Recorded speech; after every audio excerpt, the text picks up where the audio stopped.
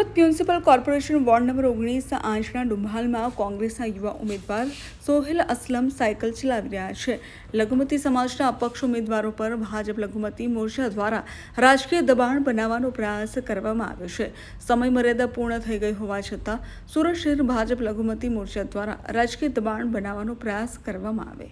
આમાં આશ્ચર્યજનક બાબત એ છે કે પોલીસ સ્ટાફ સ્થળ પર હાજર હતો અને આવી કોઈ અસફળ ઘટના ન બની હોવા છતાં હાલના કોંગ્રેસ કાર્યકરોને દબાવવાના હેતુથી લઘુમતી મોરચાના એક અધિકારી દ્વારા સીધા ડેપ્યુટી કલેક્ટર શહેર પ્રાંતની કચેરીમાં બોલાવવામાં આવ્યા હતા। એક સમયે ભાજપ લઘુમતી મોરચાની તરફેણમાં આવેલા અપક્ષ ઉમેદવારો માટે દબાણ બનાવવાનો પ્રયાસ કરી રહેલા એસઓજી પોલીસને નાયબ police commissioner Rajdeepsinh Nakum, SOG PI Atul Sonara અને ચૂંટણી અધિકારી સમક્ષ સચોટ રજૂઆત કર્યા પછી જે અપક્ષ ઉમેદવારને ઉમેદવારી ફોર્મ ભરવાનો પ્રયાસ કરી રહ્યા હતા તેમ છતાં સાંજે કચેરી દ્વારા જાહેરાત કરવામાં આવી છે।